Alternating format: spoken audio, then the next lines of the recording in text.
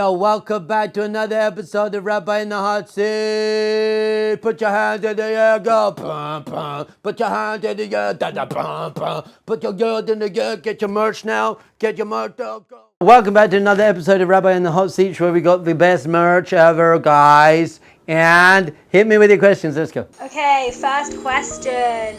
How can you tell someone who faced trauma that everything happens for a reason? I don't think I'd tell them that straight away. First, I would help them come to terms with their trauma. We've got to understand what trauma is.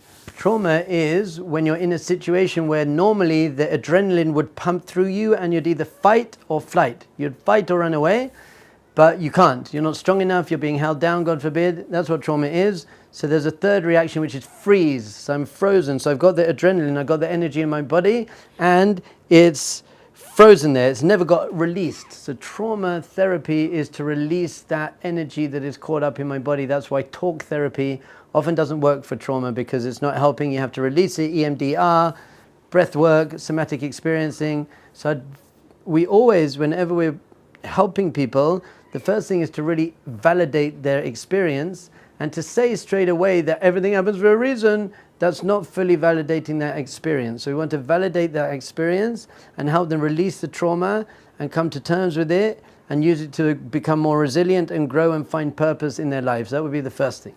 However, we do then have this idea in Judaism that everything that we go through, no matter how painful and how traumatic it may be, was actually part of our journey, the journey of our soul. We've been through many different lifetimes, many different bodies. There's a world to come, there was a world before, there's a much, much higher perspective. So we might not understand why we had to go through what we went through, but just the understanding and the belief and really the knowledge that there is a bigger picture, i.e., there's nothing meaningless. We never go through pain in our life that has no meaning. Even though we don't know the meaning, that can help us have a broader perspective and move on. Once again, that doesn't necessarily help release the pain and the trauma, but it does help us get a broader perspective and be able to feel that it's not all meaningless. The truth is, there's a difference between pain and suffering. Pain is an emotion. Suffering is a mental commentary around the emotion. So I feel lonely, so I say, why do I feel lonely? I hate feeling lonely, I'll always feel lonely. Other people don't feel lonely. I don't deserve to feel lonely. I do deserve to feel. That's suffering. So the idea of emunah, which means that all the pain I went through does have a meaning, takes away the suffering, hopefully. So I'm not saying why me, it's not fair, but it doesn't necessarily take away the pain. So that's what that's really the healthy balance, to be real with our emotions, real with our pain, understand that we can't ever let go of it, but find a higher perspective. Because usually when there's pain that we can't find the meaning to, then that causes suffering. If we know the meaning of our pain, childbirth is painful, but it's meaningful, it's not suffering. In this case, we don't know the meaning. We don't know why we had to go through that traumatic event.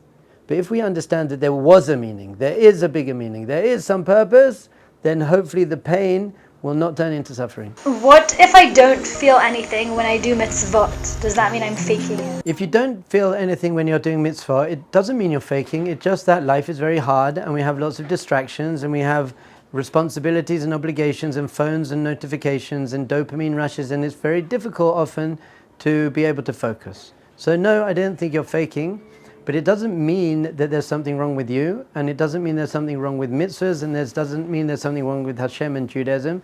It just means that we have to learn how to be more mindful and conscious. So just one basic way is understand the meaning. Do you know why you're doing the mitzvah? What is tefillin? If it's just black boxes, then you're not gonna feel anything. But if you understand it's about aligning your thoughts and your emotions and your actions, and you're tying the straps around you to bind yourself to Hashem, and you've got God's name on your hand and your head, and you take a deep breath and you concentrate, then you will definitely come to a point where you do actually feel your mitzvahs more, but it does take a bit of effort. Next question. If Judaism is truth, why do so few people observe it? Well, if people know that smoking's bad for them, why do they smoke? Because there's a very big difference between knowing something and actually integrating it and feeling it and living with it. So we might know that Torah is true. The truth is, I think most people don't know that Torah is true because they've never been exposed to the evidence that can give compelling reason to believe that there's no way a human being wrote that document. If you haven't seen the evidence, go to areyouwright.org. And But even people who know it's true, it's just hard to do it because I don't want to get up early every morning and put on the black boxes and say these things, and I'm so distracted the whole time. So in all aspects of life, we might know something is true, but some of us sages say that the biggest distance in the world is between our head and our heart. Just because we know it's true doesn't mean that we're feeling it, doesn't mean we're doing it. For example, how often do you say to yourself, I really shouldn't do this?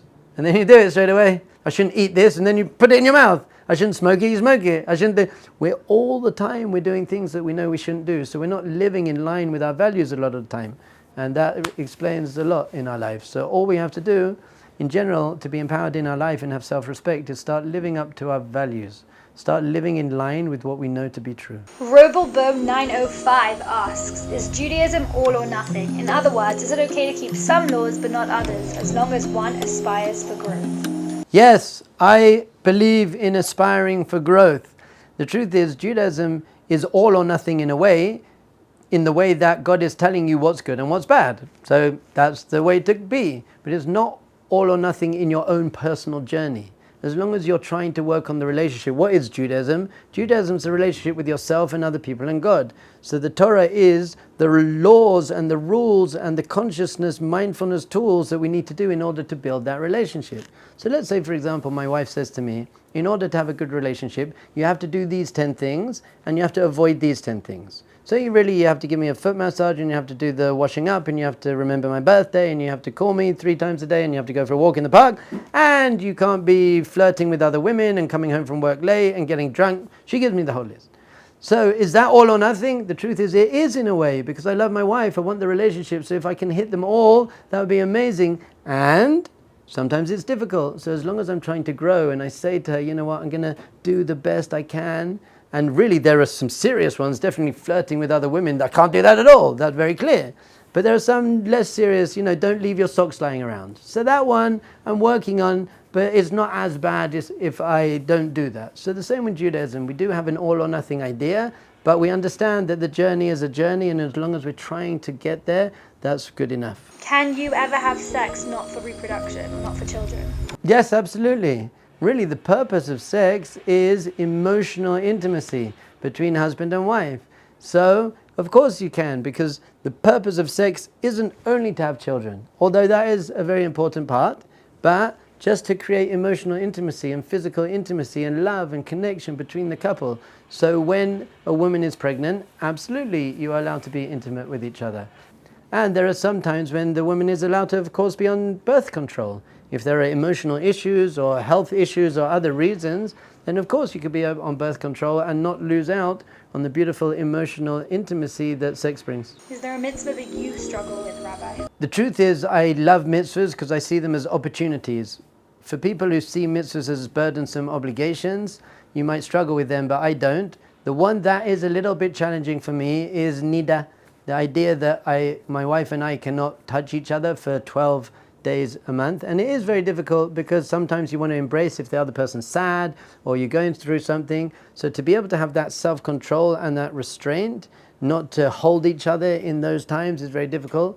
However, I see the beauty of it. I see the depth of it. I see the emotional intimacy it brings. My wife actually once said to me, when we were in Nida, we couldn't touch each other. She was very upset about something and we stayed up late into the night speaking. And the next morning she said to me, I just want you to know that you hugged me without hugging me. And that was so special, and it created amazing depth and intimacy. And it actually means that after those 12 days, when you can be physically intimate again, that it's very, very special and conscious and spiritual and a beautiful thing. But it's a bit of a struggle. In fact, the very first time I cried. The very first time, after I was married, and she went into, I don't know where it came from, everything was all right. 2 days in, I actually just burst out crying. And I don't really cry a lot. And I think it was just this, and it wasn't about sex, really. It was just about closeness and being held and that. And I was like, what is that? And that was beautiful as well. It's very deep and beautiful. Maybe we should do a whole Nida session, a Nida thing. Do you know why it's called Nida? Because you really need a hug. Thank you so much. We spoke about sex and trauma and all other crazy things that we're going through because Rabbi in the Hot Seat is being real. We are so real. We just want everyone to bring it all up, to discuss it, see that there are deep answers, there's depth and meaning to every area of life. There's nothing we're afraid to discuss. Please send in your questions, your comments, your suggestions, and of course, you have to like and subscribe and notify and comments and share and do all of that, because in this way we can spread this very important information and get the whole world on fire.